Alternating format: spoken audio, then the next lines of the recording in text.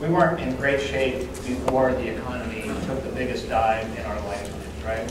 We were spending more than we were taking in, and we weren't dealing with some of those issues. And that's not an argument for big government or little government. It just meant that we were in a very weak place when disaster struck the economy. And so just like our own bodies, if we're strong and healthy, when we get a disease, we can counteract that. We know how to deal with it. If we're weak, we're not able to deal with that. And so our systems for whether or not it's on the political side, about the incentives that go into what's it take to get elected and how do you have to spend your time to get reelected and those kinds of things, whether it's the fiscal systems about where the money's coming from and how do we make decisions where to spend it, what flexibility do leaders have in order to make judgments, what information do they have coming back to them about what's working, what isn't working, how do we make important stuff work.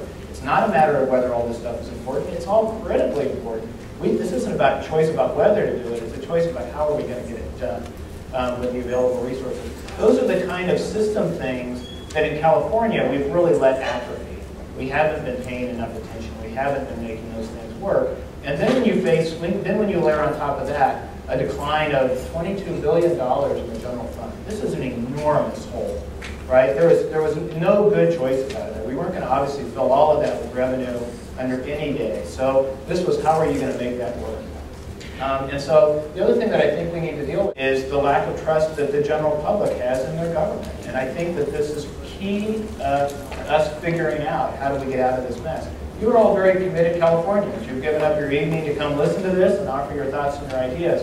But you know, the latest PPIC poll, 71% of Californians said that the government wastes a lot of their money, right? And it was bipartisan distrust, right? 59% of Democrats polls said government wasted a lot of their money. Well, for 12 years, my job was to find waste, fraud, and abuse, and I can tell you that's nowhere near reality, right? There's lots of money we can figure out how to do a better job with, but our level of incompetence is not nearly that high in government. We do a much better job than that in government. We do a lousy job of telling the public what they're getting for their money. We do a lousy job of communicating with them. And so I think that that's one of the things that we can't overlook. And I also think it tells us we're going to be on the right track as we start to fix this stuff. One of the things that we have to do is restore the public's confidence and trust in where their money's going, the kinds of decisions that are being made, and the value that those services are bringing to their community. Unfortunately, I think we're going to find that a lot of people are going to learn that the hard way over the next couple of years. Because the one other thing I think that we shouldn't forget, that from the public sector, we're not at the bottom yet. Right? The Dow and the stock market tells us that we may be at the bottom of the recession, but public revenue lags the economy.